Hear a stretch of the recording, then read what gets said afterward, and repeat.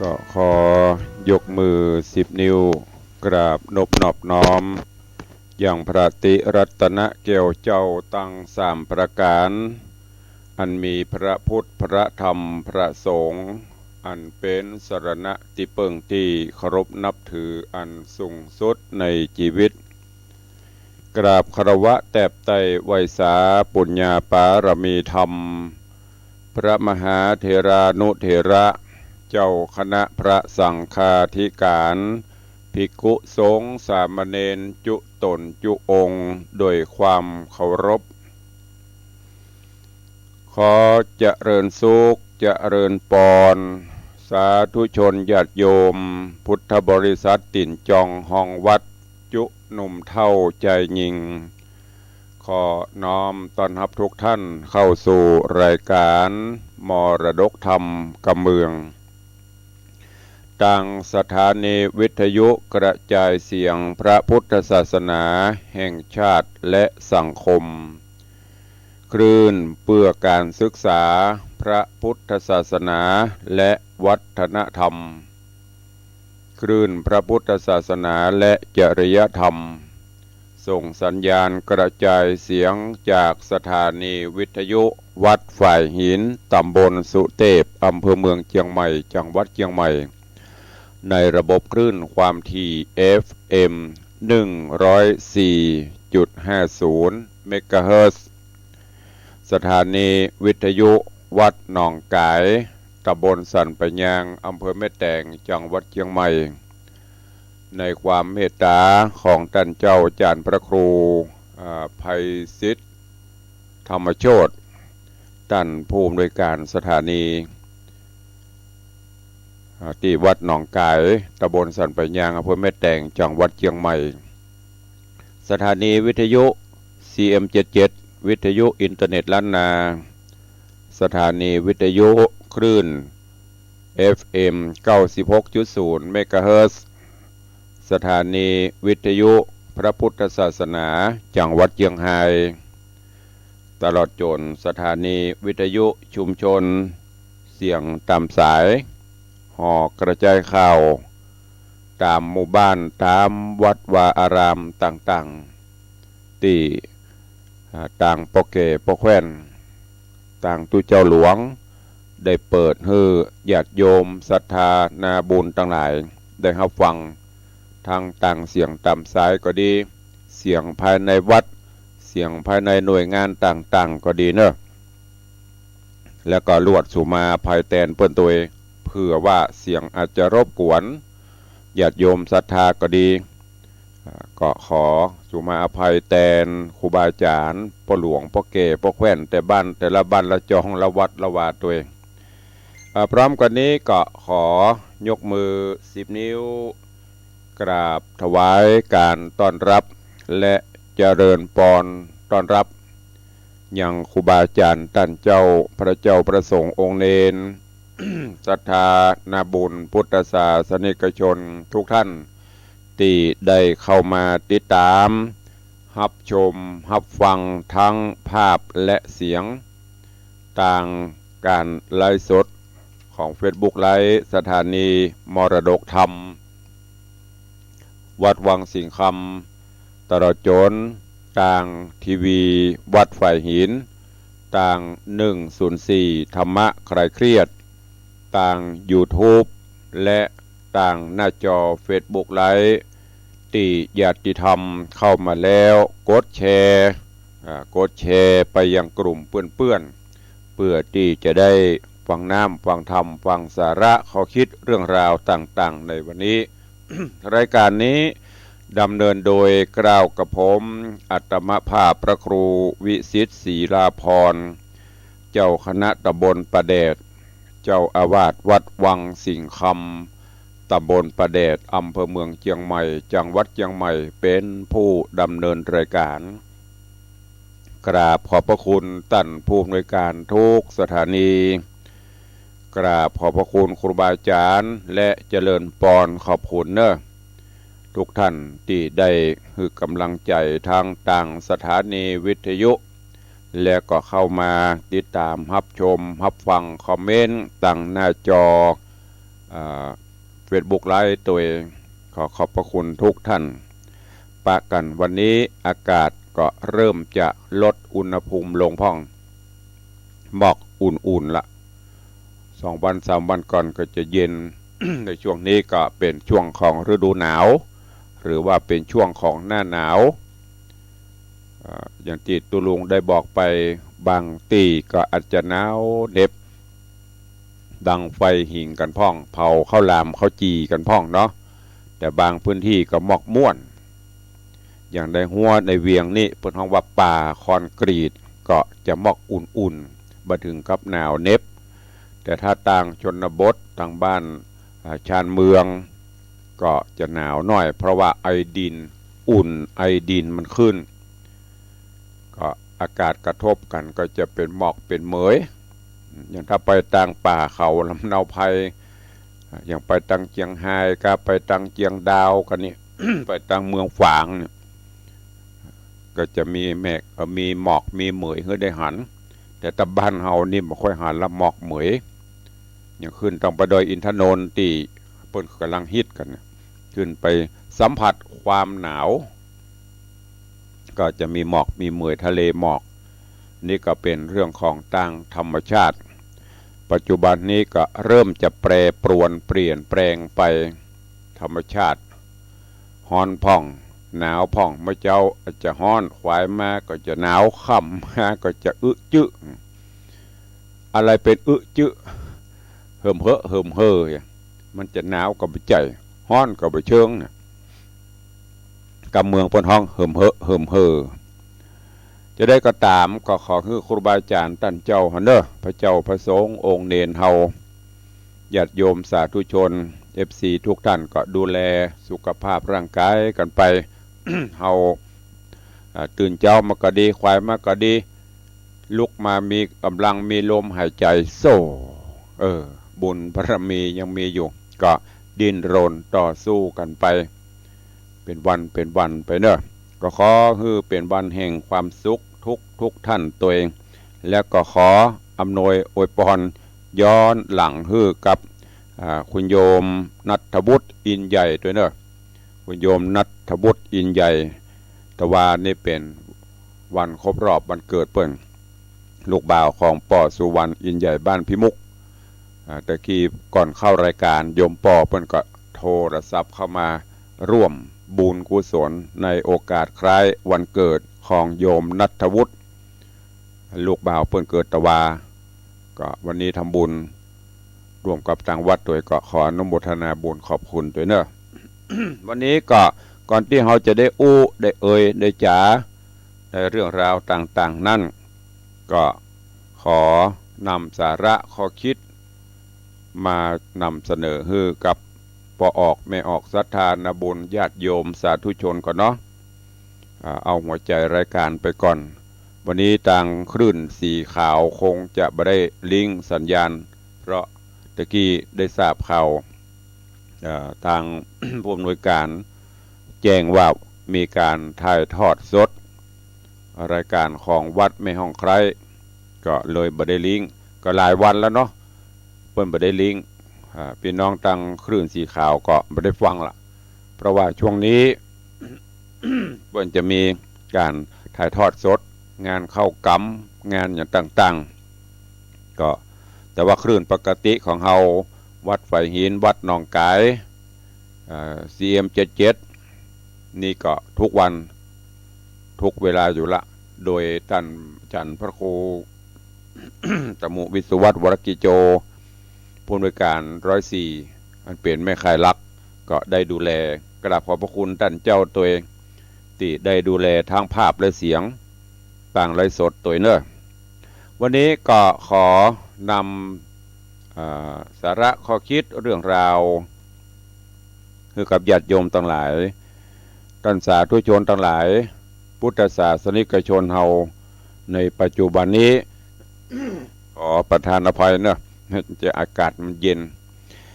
พระพุทธศาสนาในยุคโลกาภิวัตน์ในยุคปัจจุบันเนี้ยเป็นคำว่ายุคโลกาภิวัตน์มีการสื่อสารมีอย่างใหม่ๆเกิดขึ้น สิ่งที่บ่ฮู้ก็จะได้ฮู้สิ่งที่บ่หันก็หันสิ่งที่ต่างๆมันเกิดขึ้นในปัจจุบันเนี้ยเพราะว่ายุคโลกาภิวัตน์ในยุคนี้ญาติโยมทั้งหลายภาพของพระพุทธศาสนาภาพของพุทธศาสนิกชนที่ได้ประกาศตนเป็นเคารพนับถือพระพุทธศาสนาในขณะนี้ก็สามารถที่แยกแบ่งออกได้เป็น3ลักษณะนะพุทธศาสนิกชนพระพุทธศาสนาโดยเฉพาะแล้วที่ได้ประกาศตนประกาศตัวเคารพนับถือพระพุทธศาสนาในปัจจุบันนี้นะในยุคโลกาภิวัตน์เนี่ยพุทธศาสนิกชนเขาแยกออกได้เป็น3ลักษณะหรือว่าในยุคของโลกาภิวัตน์เนี่ยตามที่ครูบาอาจารย์เปิ้นได้ เปิ้นห้องไว้เนี่ยวินิจวิเคราะห์ไว้ 1. พระพุทธศาสนาในยุคพุทธศาสนาโลกาภิวัตน์พระพุทธศาสนามุ่งปัญญามุ่งเหตุมุ่งผลแสงสว่างและก็ต่างพ้นทุกข์อันนี้หลักหัวใจจริงๆของพระพุทธศาสนาที่องค์สมเด็จพระสัมมาสัมพุทธเจ้าเฮาได้ทรงศึกษาค้นคว้าแสวงหาโมกขธรรมจนพบแล้วนำมาเผยแพร่ชี้แนะชี้นำโปรดเวนยสัตว์ทั้งหลายมุ่งหวังให้พุทธศาสนิกชนเกิดปัญญามีเหตุมีผลมีแสงสว่างทางจิตทางใจแล้วก็ให้ได้โปนทุกข์ผู้ที่จะประสบความสำเร็จนี่ก็คือจะต้องลงทุนอย่างไม่ใช่ลงทุนไปค้าไปขายนะลงทุนศึกษาเล่าเรียนและปฏิบัติตามหลักของศีลสมาธิและปัญญาหรือที่พระพุทธว่าไตรสิกขาก็คือปริยัติปฏิบัติปฏิเวทปริยัติก็คือศึกษาห้ำเฮียนอย่างพระเจ้าพระสงฆ์องค์เนรเฮาเมื่อก่อนนะปัจจุบันนี้ก็มีแต่ลดลงละลดอย่างการท่องบนพอมันมีสื่อขึ้นมาก็ใช้ต้องสื่อเอาเมื่อก่อนมันมีสื่อต้องใช้อาศัยความจำสมัยก่อนย้อนหลังไปเมื่อ10 ปี20 ปีนั่นจะสอบธรรมนี่ต้องท่องหรือบัดสอบก็ต้องท่องเพราะมันเป็นหน้าที่ศึกษาในด้านปริยัติตั้งแต่หลักธรรมะหน้าแรกก็จะเป็นอนุศาสตร์ไปจนจบจำได้ว่าหลักนวโกวาทเล่ม 1หน้าสุดท้ายก็จะเป็นเกลียดค้านทำการงานอันนี้คือการท่องทุเจ้าพระเน้นรุ่นก่อนจะต้องท่องจำทุกกะคือหมวด2ทำมีอุปกรณ์มาก2อย่างท่องจนจำนี่คือเป็นคำว่าปริยัติพอท่องจำศึกษาแล้วก็นำมาปฏิบัติไปกำจัดกิเลสความอย่างหยาบอย่างกลางอย่างละเอียดไปจนกระทั่งจะถึงปฏิเวท อันนี้คือหลักหัวใจของพระพุทธศาสนาประเภทที่1ลักษณะที่1พระพุทธศาสนาลักษณะที่2ประเภทที่2ก็คือเทวนิยมนะในยุคโลกาภิวัตน์ปัจจุบันนี่นะเทวนิยมก็คืออ้อนวอนขอนี่ขอให้อำนาจเบื้องบนโดนบันดาลนะบวงสรวงไว้ภูเขาไว้ต้นไม้ที่คิดว่าจะมีอำนาจให้สมปรารถนาอย่างเตี้ยวหันเนี่ยอย่างแปลกๆต้นกล้วยแปลกๆก็จุดธูปไว้ปะจุมปวกหลวงก็ไว้ปะอันนั้นก็ไว้อันนี้ประวัติเทวนิยมก็เทพต่างๆที่เปิ้นกำลังสักการะบูชากันเนี่ยเพราะว่าเป็นเทวนิยมนะไม่ใช่พระพุทธศาสนานะเป็นเทวนิยมแล้วก็ประเภทที่3ไสยศาสตร์อันนี้ก็คือเป็นคำว่างมงายไร้เหตุผลมีศรัทธาแต่ประกอบปัญญามีศรัทธาแต่ขาดปัญญาก็จะถูกหลอกให้เชื่อถูกหลอกให้หลง ตกเป็นเหยื่อของเปิ้นอันนี้เป็นต้นอันนี้คือในปัจจุบันเนี่ยพระพุทธศาสนาเราได้ยุคโลกาภิวัตน์เนี่ยจะหันสิ่งเหล่านี้ต่างๆญาติโยมท่านทั้งหลายเพราะว่าปัจจุบันเนี่ยสังคมไทยในแวดวงพระพุทธศาสนาต่างก็จะหันเหเน้นหนักไปในต่างพิธีกรรมเน้นพัฒนาวัตถุนักกว่าพัฒนาจิตใจทุกฝ่ายต่างก็นิยมกันสร้างวัตถุมงคลต่างๆโฆษณาอันนั้นอันนี้บอกว่าจะเป็นพระพุทธพระธรรมพระสงฆ์พระภูมิพระพรหมพระเครื่องจนบางครั้งเกิดปัญหาที่ปนว่าเกิดขึ้นจะหันได้ว่ายิ่งสร้างนักต่อใดขโมยก็ยิ่งนักโจรก็ยิ่งชุมมิจฉาชีพก็ตื่นระดาษไปทั่วบ้านทั่วเมืองเพราะฉะนั้นพระรัตนตรัยในยุคของโลกาภิวัตน์พระรัตนตรัยในยุคของโลกาภิวัตน์ปัจจุบันนี้ไม่ใช่จะมีแต่พระพุทธพระธรรมพระสงฆ์ท่านหากแต่ก็เพิ่มวัตถุมงคลต่างๆเข้าไปพระเครื่องกำลังมีอิทธิพลต่อศรัทธาในยุคเศรษฐกิจนี้นักทีเดียวญาติโยมท่านทั้งหลายเดิมทีมีไว้สำหรับกองคอเป็นเครื่องระลึกถึงคุณพระคุณหรือคุณอุปชฌาจารย์เป็นเรื่องของศรัทธาไม่ได้เกี่ยวกับเศรษฐกิจจะได้ก็ตามญาติโยมสาธุชนพุทธบริษัททุกท่านพระที่เฮามากองคอหรือพระเครื่องอันนี้ไม่ใช่ว่าจะเป็นหลักประกันชีวิตเท่านั้นเมื่อเฮามากองแล้วเปิ้นจะบอกครูบาอาจารย์เปิ้นกองเพื่อน้อมจิตน้อมใจ ลำลึกถึงบารมีคุณพุทธคุณธรรมคุณสังฆคุณของเปิ้น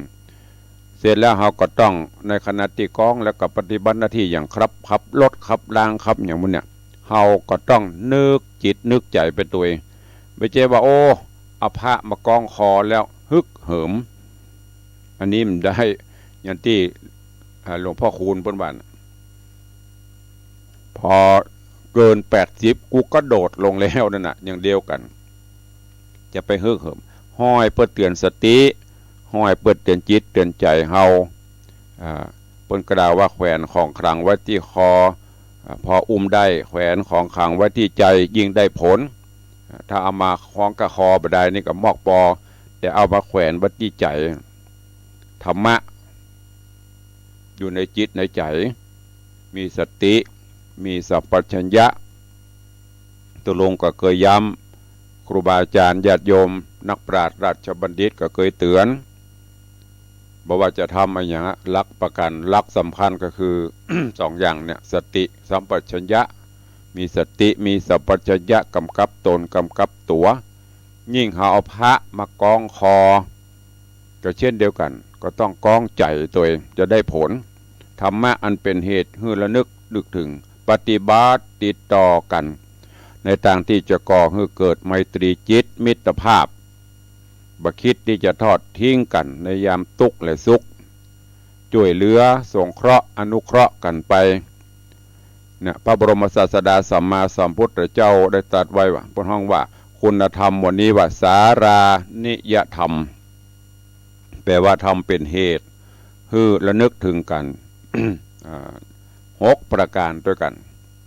6 ประการ7 ประการก็คืออันที่1คือมีเมตตากายกรรมปฏิบัติต่อกันในต่างกายด้วยความรักความปรารถนาดีต่อกันทั้งต่อหน้าและรับหลังก็หมายถึงให้ช่วยสงเคราะห์กันปัจจุบันนี้มนุษย์เฮาคนเฮาจะหน้าไว้หลังหลอกนะต่อหน้านี้อูดีรับหลังก็เริ่มติชินนิด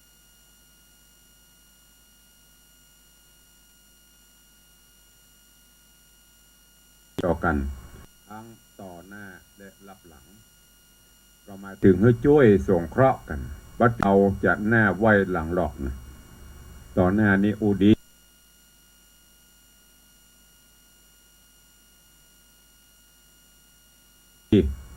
รับหลังก็เริ่มติจินนินทาเล่ากันไปเนี่ยในยุคโลกาเพราะว่าทั้งจะต่อหน้าบอกว่าจะรับหลังหันเปิ่นเปื่อนปุงกานั่นกามันบัดถูกบัดต้องไม่ใช่ไปโคดโดยความอาฆาตพยาบาทประการที่สองเมตตาในด้านวจีกรรมโดยการประพฤติในด้านวาจาบ่วนกันไปยกเว้นว่าเวลาเคยอู้เล่นกันนี่เขาก็อาจจะมีนะแต่ถ้าเพื่อนบอกเคยเล่นกันเพื่อนก็จะอู้จาในต่างตีม่วนเพราะภาษาดอกไม้ใจเหตุใจผลอย่างตุลุงนี่ตุลุงจะเป็นจนมากก็จะคนที่เคยอู้เล่นกันไปแต่ถ้าคนที่เปิ่นหูเนี่ยเขาก็ประกล้าเล่นนะคิดตั้งใจด้วยกุศลเจตนาบาอิชาตาฮ้อนบา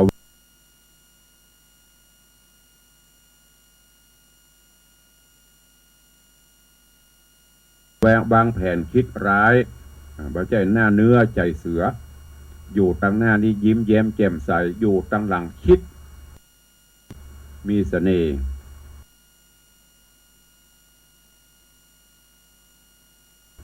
ดังที่เปิ้นกล่าวไว้ว่ายิ้มไว้ใจสดชื่นอายุยืนไร้โรคา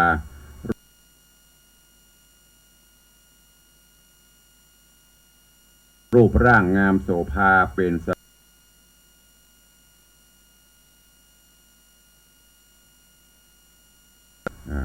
จิตใจก็เป็นธรรมนี่ในหลักที่พระพุทธเจ้าได้สอนปัตตนาดีตั้งหลังหิก็จะไปคิดขาดอาขาดพยาบาทกันคนปัจจุบันนี้ยิ่งสื่ออย่างที่ได้บอกกันนะยิ่งเขามีสื่อสารไร้พรมแดนอีสมหญิงนี่โอ้ลำบากยังหน่อยก็เอาอย่างที่ตุลุงเคยบอกเตี่ยผัวพิษกันเมียพิษกันเมื่อก่อนนี้เปิ้นกูบอกคนอื่นหูมาเดี๋ยวนี้เอาไปอันเนี้ยจะต้องมีเมตตาต่อกันในยุคปัจจุบันนี้ที่ยิ่งใหญ่จะไปคิดอาฆาตพยาบาทกันคือมีเมตตาทางกายทางวาจาทางจิตใจคนเฮาบางครั้งบางเตื้อก็อาจจะมีการผิดพลาดพลั้งไปอย่างที่เปิ้นกล่าวสี่ตีนยังรู้พลาดนักปราชญ์ยังรู้พังเอาใจเขามาใส่ใจเฮาเนาะเฮาก็จะอยู่อย่างสันติสุขในยุคโลกาภิวัตน์เนี่ยจะไปจองล่างจองผ่านคิดอาฆาตพยาบาทกันคืออภัยกันไปเพราะคนเฮานั้นอยู่ด้วยกันอย่างถึงจะมีก็น้อยนะแก่อยู่ไปยามเปิ่นตกละกรรมลำบากก็จะไปซ้ำช่วยกันเป็นกำลังใจชุดดึงกันขึ้นมาช่วยกันเติมวันหนึ่งมันก็จะมี การโป้นกันไปแต่ปัจจุบันนี้โอ้คนเฮานี่มันถึงยกมือใครมีการสงเคราะห์ช่วยเหลือกันมีการจะซ้ำจะเติมกันซ้ำเติมลองสังเกตพอเตือภัยที่มีเฟซมีอย่างนี้เวลามีข่าวยังเกิดขึ้นซ้ำกันแทนที่จะฮือกำลังใจกันไปวัดตกตาเปิ้นเป็นดีไข้หัวตกตาตัวเป็นดีไข้ให้ยามเปิ้นมีเขาก็จะไปซ้ำฮือกำลังใจบ่แน่วันใดมันตกใส่เฮาก็จะตุกใจยิ่ง สื่อสารมวลชนในปัจจุบันนี้ก็นับอยู่กันไปอันยังน้อยก็ลด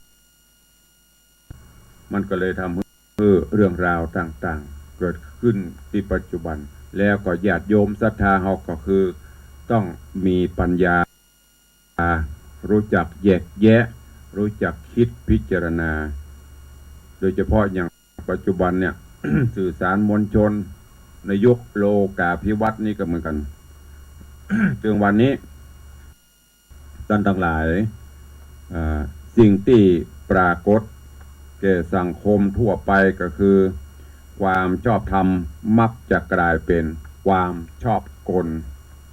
วินยูชนก็นิยมแสดงออกในความวิตฐานชนบางครั้งก็ทำตัวเป็นพาลชนจนเกิดทรัพย์สนไปทุกวงการเช่นเราจะหันปัจจุบันเนี่ยนักการเมืองก็กลายเป็นนักกวนเมืองนี่เป็นต้นฝ่ายค้านก็จะเป็นฝ่ายแค้นนักเรียนก็จะเป็นนักเลงเป็นที่เป็นข่าวในปัจจุบันเนี่ยมันจะกลับซับซ้อนโอลหม่านไปหมดเนี่ยก็จะเข้าสู่อย่างที่ตุลุงเคยว่าครูบาอาจารย์เคยแนะว่าศีลธรรมไม่กลับมาโลกาจะวินาศเนี่ยสื่อสารมวลชนนักการบ้านการเมืองกับเป็นเปลี่ยนปีแต่ข่าวเขาจะหันได้ว่าต่างฝ่ายก็ต่างมุ่งที่จะเอาชนะขานมุ่งที่จะประจานโจมตีสร้างความสับสนโอลหม่านให้แก่สังคมโดยอารมณ์ของกิเลสทั้งนี้ก็เพราะเหตุที่ญาติโยมทั้งหลายได้หันปัจจุบันเนี่ยประการสำคัญนั่นก็คือน้ำที่ปนวนเหตุสำคัญคือน้ำสามประการน้ำสามอย่างก็มีส่วนที่มันโอลหม่านน้ำมันหนึ่งก็คือน้ำเหล้าแต่ประเด็นนี้เพิ่มเข้าไปก็คือยากินเหล้าอย่างที่เป็นข่าวน่ะไปบุกไปตีไปชกชิงวิ่งลาวไปทำหั่นนี่ลาบบุพการีพ่อแม่ก็โอ้อยู่พอไปได้ส่วนมากก็มาจากเนี่ยยาเหล้ายาเนี่ย กินยาเข้าไปประสาทร้อนทำให้เกิดเรื่องเกิดราวอันต่อมาน้ำลายก็คือกำอู้กำจายุแยงตะแคงหัวหันเปิ้นพลาดพลั้งไปโอ้ซ้ำเติมเหยียบย่ำเข้าไปผู้สำครบเข้าไปแหมอันต่อมาน้ำมึกเรียนน้ำมึกนี้เริ่มจะจางไปละเพราะไปปรากฏทางหน้าจอหน้าเฟซหน้าไลน์ปุ่นเมื่อก่อนนี้น้ำมึกก็คือหนังสือพิมพ์แต่ประเด็นนี้หนังสือพิมพ์เริ่มจะมีบทบาทน้อยก็จะไปปรากฏทางสื่อทางหน้าจอถึง3อย่างเนี้ยญาติโยมทั้งหลายก็เลยทำให้ปัญญาหรือขาดปัญญาเนอะพินิจพิเคราะห์พิจารณาเสพเตอะบอกว่ากันแต่จะไปฟังตัดสินคือพินิจพิเคราะห์คือพิจารณาคือดีเพื่อที่เราจะได้บ่ได้มีเรื่องมีราว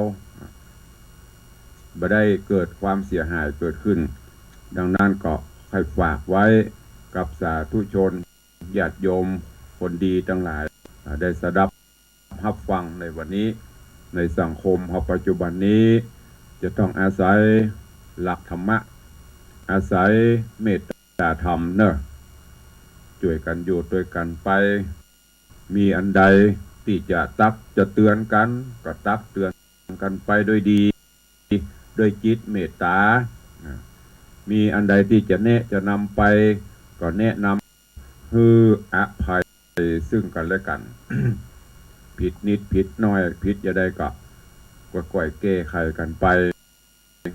ตั้งแต่ครอบครัวหรือว่าตั้งแต่ตัวเก่าขึ้นไปจนถึงครอบครัวถึงระดับหมู่บ้านถึงระดับตำบลไปจนถึงประเทศชาติถ้าเฮารู้จักใจธรรมะขององค์สมเด็จพระสัมมาสัมพุทธเจ้าหรือแก่นหลักศาสนาของแต่ละท่านด้วยความเมตตาธรรมต่อมนุษย์รวมโลกเดียวกันโลกนี้ก็จะน่าอยู่สังคมนี้ก็จะมีความสุข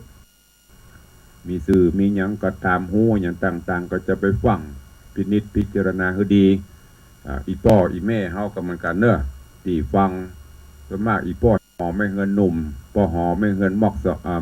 อย่างก็กลางหมอกเกิงกลางนี่เดี๋ยวนี้กำลังจะฮิตแล้วก็ส่วนมากอีพ่ออีแม่เขาเนี่ยน่าเป็นห่วงพอได้หันข่าวนั้นป้องหันก็จะกดแชร์ไปแล้วปิ้งป้องปิ้งป้องอันเนี้ยอันตรายเนอะดีบดีจะมาติดคอกยามเท่าเนอะอันเนี้ยตุลุงก็เป็นห่วงฝากไว้ตัวเองจะไปฟังจะไปตัวกระแสอ่านพอพินิจพิเคราะห์ตัวเองเพราะฉะนั้นบางครั้งเขาจะบัตันเหลี่ยมเปิ้นเนี่ยเปิ้นจุเปิ้นหลอกเปิ้นปอกลอกทั้งที่ข่าวดีๆเปิ้นก็เสนอนะแต่ไม่ค่อยเสพกันอย่างที่เปิ้นเตือนน่ะแกงคอเซ็นเตอร์เซ็นแต่แกงอย่างต่างๆนั่นน่ะ เปิ้นก็เตือนนะคือพอเปิ้นนี้ลบพอไปตกตัวเก่าก็ต้องตกเป็นเบี้ยล่างของเปิ้นอยู่อันนี้ฝากไว้เนอะยิ่งปัจจุบันนี้ญาติโยมทั้งหลายโอ้เหลี่ยมมนุษย์เหลี่ยมคนนัก บางครั้งดูรู้หน้าดูหน้าไม่รู้ใจเนี่ยอยู่ด้วยกันไปยิ่งคนใกล้ชิดทำยิ่งประเด็นนี้ถ้าเป็นปิ้นนะป้นกลัวไปเหี้ยเมื่อก่อนนี่คนใกล้ชิดนี่จะไว้เนื้อไว้ใจได้แต่ปัจจุบันนี้คนใกล้ชิดหรือว่าคนจะก็จะกลัวกันไปเหี้ยไม่ค่อยไว้อกวางใจกันเพราะเหลี่ยมต่างๆปัจจุบันนี้มันนักเพราะว่าเหลี่ยมมนุษย์หรือเหลี่ยมคนเนี่ยมันนักญาติโยมทั้งหลายโดยเฉพาะเหลี่ยมมนุษย์เหลี่ยมคนเนี่ยโดยธรรมชาตินะคนหนึ่งมีสองเหลี่ยมก็คือเหลี่ยมดีกับเหลี่ยมหายเหลี่ยมชั่วว่าไผ่ตุลุงกับมีสองเหลี่ยมญาติโยมอีป้อยแม่ครูบาอาจารย์ก็มีสองเหลี่ยมกันก็คือเหลี่ยมดีกับเหลี่ยมหายเขาจะใช้เหลี่ยมไหนก็ได้เช่นญาติโยมทั้งหลายลองสังเกตพอปากมันนี่ปากเขาก็มีสองเหลี่ยมนะคือเหลี่ยมตีหน้าฟังกับเหลี่ยมตีบนหน้าฟังจะอู้สุภาพอู้อ่อนหวานก็ได้จะอู้กำหยาบคลายก็ได้อันเนี้ยจะอู้กำคือเปิ่นเจ็บแสบจะเดียวนะทำมาสองตามีสองแต่ปากนี่มีปากเดียวนะก็มีสองเหลี่ยม นะถึงเหลี่ยมดีเหลี่ยมให้บางครั้งจะอู้ดีก็ได้อู้ให้ก็ได้เราจะพอมือลองสังเกตพอมือก็เม่นกันมือก็จะใช้เหลี่ยมไหนจะใช้เหลี่ยมดีก็ได้เหลี่ยมให้ก็ดีก็ได้เหลี่ยมดีจะได้ยกพนมขึ้นกราบสวัสดีครับยกมือสองนิ้วเหลี่ยมหายก็แจ้งไปแจ้งละกุยไปจูดเปิ่นตีเปิ่นอันเนี้ยทุกอย่างมีอยู่สองเหลี่ยมในคนหนึ่งในตัวเขาเนี่ยเขาจะใช้เหลี่ยมใดเอามาอู้มาจากันจะเอาเหลี่ยมชั่วออกกาจะเอาเหลี่ยมดีออกกาถ้าเอาเหลี่ยมดีออกสังคมก็น่าอยู่แต่ถ้าเอา เหลี่ยมชั่วออกอันเนี้ยเดือดร้อนกันถึงวันนี้ต่างฝ่ายก็ต่างหันหน้าหันตาสร้างกุศลคุณงามความดีเข้ากันเนี่ยน่าอยู่โลกนี้น่าอยู่แต่ถ้าตั้งขอฝากไว้เนอะกับสาธุชนญาติโยมทุกท่านวันนี้ก็ได้เอาเรื่องราวถ้าเป็นมีประโยชน์นะก็นำไปคิดนำไปพิจารณาแล้วก็เอาไปใช้ในการดำเนินชีวิตประจำวันเนอขอคือเฮาเจ้าข้าทั้งหลายได้น้อมจิตน้อมใจเอาหลักธรรมคำสอนขององค์สมเด็จพระสัมมาสัมพุทธเจ้าเหลี่ยมดีออกการทำคำสอนเฮาเหลี่ยมดีออกสันดาท่านทั้งหลายที่เคารพนับถือก็เอาไปคิดพิจารณาไปใช้เพื่อเขาจะอยู่ด้วยกันได้อย่างสันติสุขโลกนี้จะเกิดความจุ่มเย็นก็ฝากเป็นข้อคิด กับทุกท่านในวันนี้เนอะก่อนที่จะ ได้ไปประชาสัมพันธ์ข่าวสารอย่างก็ขอตักตายครูบาอาจารย์ท่านเจ้าญาติโยมตั้งหน้าจอตั้งห้องเฟซบุ๊กไลฟ์กันเนาะเดี๋ยวก็ค่อยมาตักตายในวันนี้ก็ครูบาอาจารย์ญาติโยมก็เข้ามากันหลวงหลาย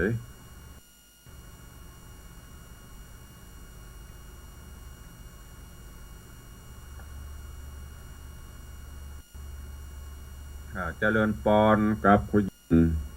ลาเนอะพี่นันจรันปิยะจันสลมปิยะจันโดยซิวสาธุครับขอบคุณพี่นานด้วยเนอะโอ้ญาติโยมตังใส่มูลตังร่องวัวแดงตังโดยซิวก็ไปให้ไปหอมกันที่บ้านพี่นานได้พี่นานได้ตั้งต้นใหญ่ไว้ที่บ้านเพิ่นฮะเนอะก็ไทยได้หลายแสนละ พี่นานไปเก้าไปกันไม่ใช่ไปเก้าพี่นานเป็นประธานสายบุญตะปูนเนอะหลายท่านหลายคนแจ้งมาก็ไปให้ไปหอมต้นไปหลวงที่บ้านพี่นันจรันปิยจันทร์ที่โดยสิวเนอะเจริญปอนคุโยมพิรุณพักดีกราบไหว้สาครับหนาวก็ครับก็มอกอุ่นอยู่ในห้องนี่บ่หนาวเนอะมอกม่วนนะแต่ถ้าออกไปนอกแล้วก็จะเย็นไปลืมเนอะไปช่วยกันเนอะไอ้พิรุณส่วนตัวก็เอาไปสัก10,000ไปเปาะหอมกับปัจจุบันพี่นานฮะเนอะเจริญปอนน้าน้องคนเดิมเจริญปอนพี่นานอิสมเจ็ดสีพี่นานอิสมเตปินวอดต่อกินไก่เนาะช่วงนี้เนาะอยู่ห้วยต้มบนน่ะ งานพระราชทานเพลิงศพครูบาพันธ์กะบุญพี่นานจรันพี่นานนั้นอิสมเตปินพิธาจารย์พิธีกรอยู่ห้วยต้มข้าวต้มมาฝากด้วยเนอะ ขอบคุณพี่นานตัวอยู่ไกลอยู่ใกล้ไม่มีปัญหาเนาะสื่อสารตอนนี้ฟังทางเฟซทางไลน์ติดต่อได้ตลอดขอบคุณอนุโมทนาตัวเองเจริญปอนโยม แม่จันดีวิสุทธินานกราบไหว้สาเจ้าขอบคุณเนอะแม่จันดีก็มีสายบุญโยมแม่แสงล่าปันคำบ้านห้วยโบงนอกโยมแม่แสงล่าปันคำบ้านห้วยโบงนอกฝากบุญสายบุญมากับโยมแม่จันดีวิสุทธินันแสงล่าปันคำตัว โยมแม่ได้โอนมาได้แจ้งมาให้เรียบร้อยละเจริญปอนกับคุณโยมสุมาลีพูดงามน้อมกราบไหว้สาเจ้าสาธุเจริญปอนโยมปริเลี้ยงธนวัฒน์โยมแม่เลี้ยงทัดพิชาสุสิงคำขอบคุณอนุโมทนาสำหรับคำอวยพรของปเลี้ยงแม่เลี้ยงตัวเนอะเจริญปอนโยมปี้อัญชลีคำกิติแต่ดูเจ้าไปลืมเนอะโยมปี้เนอะแปลงต้นปล่อยหลงมาไม่ต้องใหญ่ไม่ต้องน้อย ตามสมควรเจิญสายบุญของโยมปี้อัญชลีครับกิติตัวนี้เพิ่นจะมาเป็นทีมของเพิ่นเอาเฮเขาเฮเจริญปอนสิ่งคำกราบขอบพระคุณท่านเจ้าจากพระครูสถิตเจติยรักษ์เนอะท่านเจ้าอาวาสวัดเจดีย์แม่ครัวเจ้าคณะตำบลแม่แฝกนี่ก็เป็น FC แฟนรายการก็ร่วมบุญกันเนอะอาจารย์พระครูเนอะ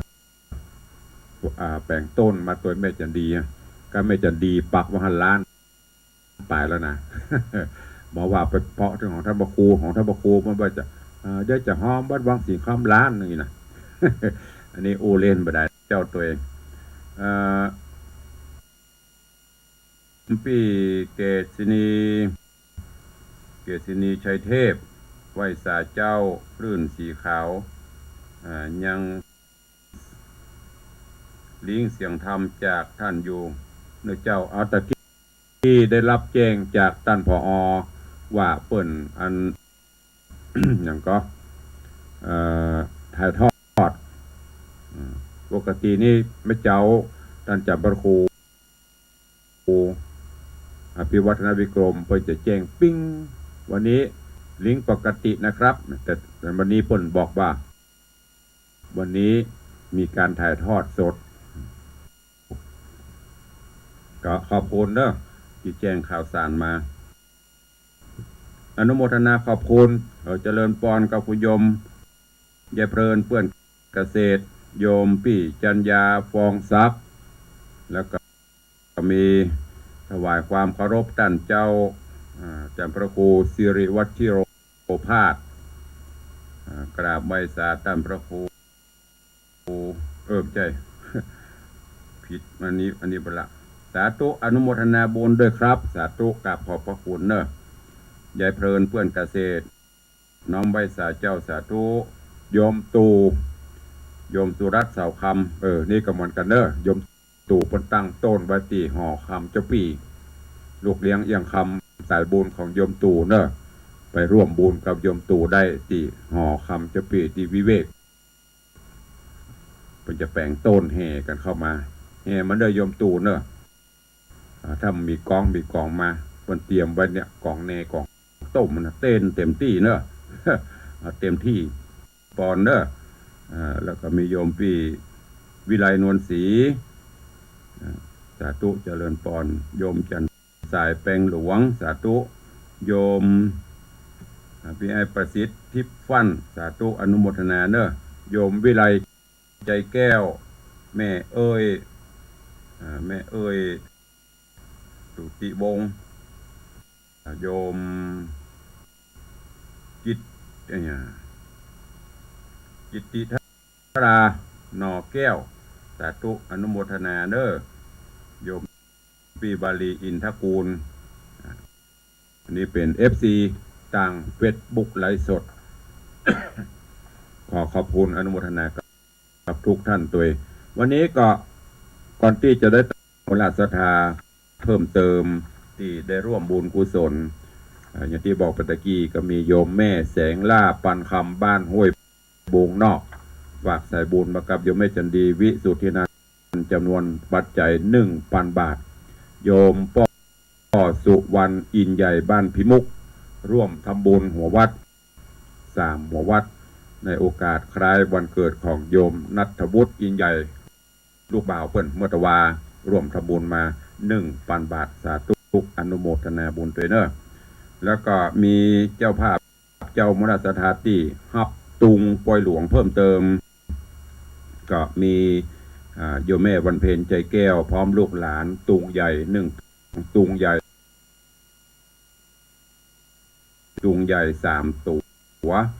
600 บาทแล้วก็โยมจรัญโยมกัญญาใจอินตุงน้อย3ตัว300 บาทอุทิศกุศลพ่อแก้วแม่คำนายนราทิพย์เตจะอันนี้เพิ่มเติมเนอะเพิ่มเติมจาก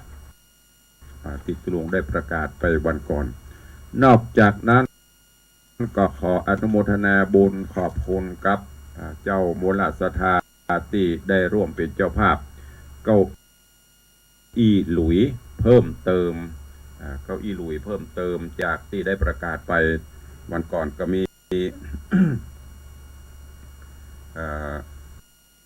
โยมแม่บวกคำสะคำวังอุทิศกุศลไว้ไปหน้าตัวจันนิพาพรพนันตาปอภูมิพนันตาโยมสาราพนันตาอุทิศกุศลเฮพ่อแสนแม่ครูบวกคำตัวโยมกุณาตัวโยมเสน่ห์โยมกล่องแก้วดวงจันทร์คำพร้อมลูกหลานเป็นเจ้าภาพเก้าอี้ตัวโยมบัวคำสุวรรณโยมพรชัยใจเขียวโยมจรัญโยมกัญญาใจอินตอนนี้ได้21 22 23 24 25 26 27 28 29 30 31 32 34 35 36 37ตัวถ้าตั้งเป้าไว้50ก็ค้างแหม13ตัวเนอะตัวละ 4,000 บาทท่านผู้ใดจะเป็นเจ้าภาพก็จะเลิญ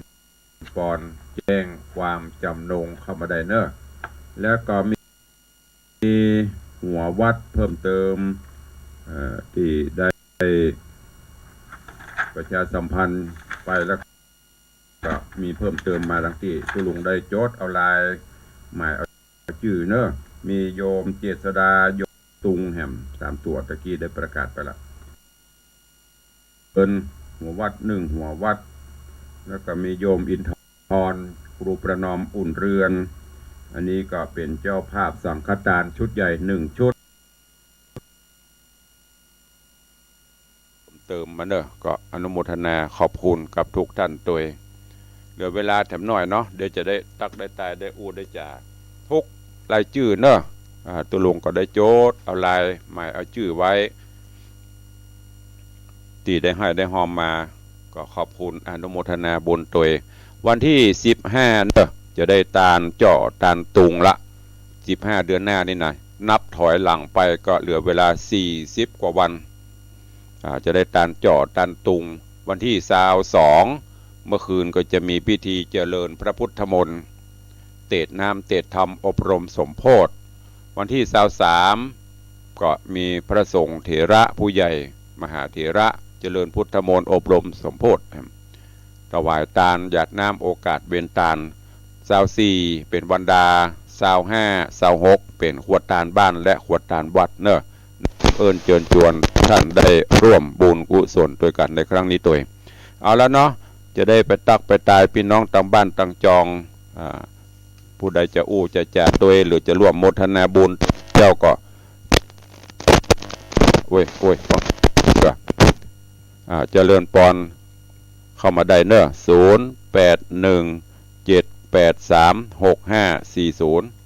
ใครจะอู้จะเอ่ยจะจ่าตัวตุลุงเข้ามาได้เนอะเหลือเวลาแถม5 นาที6 นาทีถ่ายฟังอยู่ที่ไหนคลื่นสีขาวเลี้ยงก็ถ้าลิงก็ฟังอยู่ตั้งน่านก็ดีตังเวียงปะเป้าเนอะป้าบุญธรรมเจริญปอนยอมปอเลี้ยง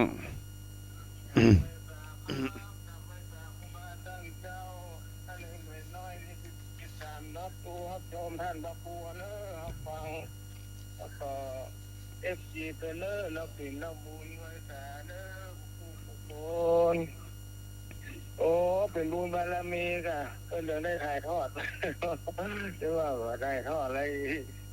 ดีใจเตอร์ใกล้ปล่อยหลวงมาล่าท่านพระปูรักษาสุขภาพเตอร์ครับสาธุอนุโมทนาเด้อสาธุรักษาไว้สาพาอนุโมทนาบุญกับปอเลียงเด้อสาธุปอเลี้ยงเพื่อจะเป็นห่วงใกล้การใกล้งานก็มอกเป็นเจ้าภาพหลักเจ้าภาพใหญ่หอมกินหอมตาลสปะสปันเป็นห่วงทางวัดตัว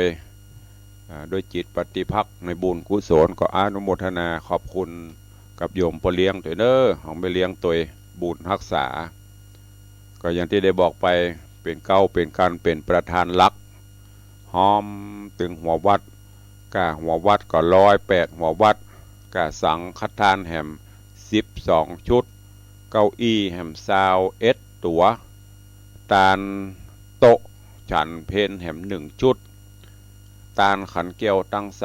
3แล้วก็เป็นทุนปล่อยหลวงสปะสปัน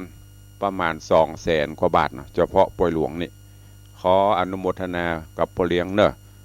แต่วันนั้นก็ประกาศกันเกตไปแหม3 กันละ3 ปันปอเลี้ยงก็หอมมา11,000สาธุอนุโมทนาบุญตัวใครจะอู้ตัวโอ้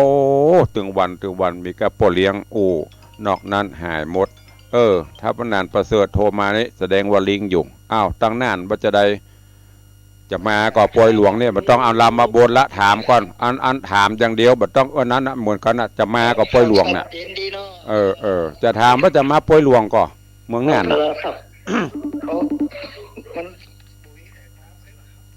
มีภัยก็มันได้มาเนาะสาธุบุญรักษาเนอจะเลินปอนสาธุขอบคุณ กับพ่อหนานประเสริฐสายต่อไปจากน่านมาละจากเวียงป่าเป้ามีไหมเพราะอย่างถึงคนอื่นยำอู้ตะลวงก็เพราะ เวียงป่าเป้ากันแน่นนี่บ่จะโทรที่นั่นมันดักปิ้งหรอตังน่านมาแล้วปนานประเสริฐมีเจือคนเดียวละตังน่านบ่น่ะ มีแค่ปนานประเสริฐนอกนั้นดักปิ้งตังเวียงป่าเป้าหัวหน้าบุญยมป่อบุญธรรมสังคำฟั่นฟังอยู่ก่อแม่อย่างก็ตังเวียงป่าเป้านี่จะนักหน่อยวันนี้ดักปิ้งวินไวถ้าอย่าหนาวกะ มีใครจะอู้ตัวลุงถ้าบ่เปิดเนอก็จะน้อยจ่อยครับว่าเปิดอู้กับFCตังหน้าจอตังวิทยุเดี๋ยวเปิดละเขาละ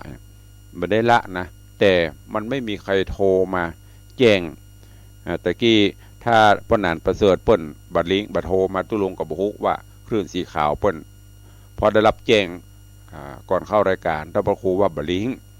แต่ตอนนี้ดังปูนประเทศจะบ่พอมีวิธีอย่างเพิ่นก็เลยปล่อยสัญญาณมาคือก็ต้องกราบขอบพระคุณเนอะในเมตตาบารมีอันเนี้ยก็เหมือนเดียวกันนะตึงวั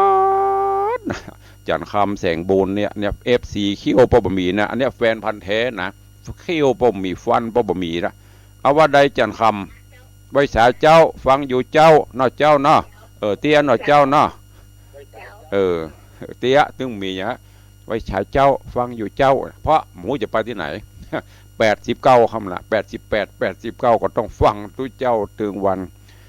แม่อุ้ยมอนโทรพ่องบ่โทรพ่องก็ได้พอถึงหูใครฟังคนอื่นพ่องนะไม่ได้กับแม่อุ้ยมอนเฮียพอเลี้ยงเฮีย4-5 คนน้องนะหายแฉบ ก็อู้กันนัวไข่หัวกันม่วนแซวกันเล่นเนอะเขาว่างก็โทรบ่โทรก็เป็นยังตุลุงตึงมาจัดรายการให้ฟังจะเนี่ยถ้าแต่ให้กำลังใจกันไม่ได้ถ้าฟังถ้าโทรเข้ามามันก็มีกำลังใจเนี่ยบนเขาว่ากำลังใจในเฟซตอนนี้มีพี่หมอมัฒนาอภันธ์พี่หมอก็ตั้งต้นไว้ที่รพสตเนอะรพสตสักต้นปักนำร่องให้หมื่นก็ละกูเตี๋ยวมันงานน้อยหรอก อันนี้กี่ใหญ่ตาหลวงปักให้หมื่นก็ละมีไผ่แหมเข้ามาตั้งเฟซแม่เลี้ยงอย่างนี้ดาหวันคำวังกำลังเข้ามาโยมบาลีอินทกูลกำลังเข้ามาชมก็น้ำเจริญจวนเนอะตั้งเฟซตั้งไลน์เขาตัวเองว่างๆก็มากินห่วมตันเติงกับตุลุงที่วัดวังสิงคำเนอะจะมาวันที่25ก็ได้จะมาวันที่26ก็ได้หัววัดหัวว่าก็เหมือนกันพร้อมวันที่25กับมา25พร้อม26กับมา26เป็นหยะเตรียมมาละบัฟักมนก็มีละต้นกล้วยหยวกกล้วยก็มีละหยวกแมวหยวกไทยมีหมดแล้วเนอะโดยเฉพาะอาจารย์พระครูสิริวชิโรภาสมาเลยนิมนต์มาฉันแกงหยวกหลวงพ่อท่านพระครูสิริสถิตวัดเจดีย์แม่ครัวกับนิมนต์เนอะ มาเลยบัฟักมนแกงบัฟักเพราะมันจะหักกันเมินนะนี่ก็อุแต่พ่องเล่นพ่องเนอะนิมนต์ถึงครูบาอาจารย์ท่านเจ้าแห่กันมาเป็นขบวนกันมารักษาหีดหอยโบราณเนอะเป็นซองมาย้อมแย้มโอ้มันบะเปิงกับปอยหลวงนะตั้งขบวนแห่กันเข้ามาชิงม่องก็ได้อย่างก็ได้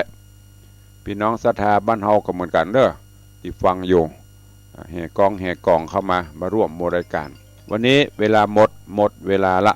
ก็ขอนำรายการโอ้แม่ครูเหรียญทองเมาใส่บาทกะโอ้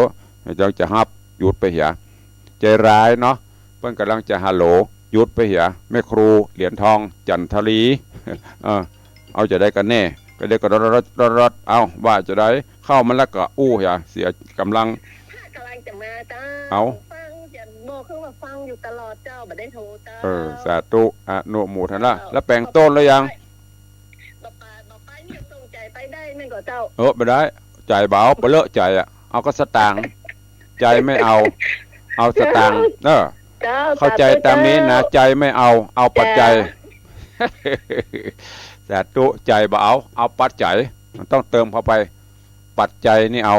อันใจนี่เบาละไม่มีเปเลอะอู้เล่นได้เนอะไม่ครูเนี่ยเอาหมดส่งยังมาฮือเอาหมดเปิดส่งน้ำพริกมาฮือยังเอาพอไม่อินปะไม่อินอยู่อย่างก็เสมอส่งกล้วยมาฮือก็เอาหมด ถ้าสดชื่นเอาละนะวันนี้เวลาหมดเวลาขอนำรายการจากครูบาอาจารย์ท่านเจ้าญาติโยมศรัทธานาบุญไปก่อนเนาะปะกันใหม่เนอะในโอกาสวันต่อไปวันนี้ขอความสุขสวัสดีจุงบังเกิดมีกับทุกท่านเนอะอยู่ดีมีสุขเหมือนกันจุตนจุองค์จุผู้จุคนเนอะอายุวันโนสุขังพลัง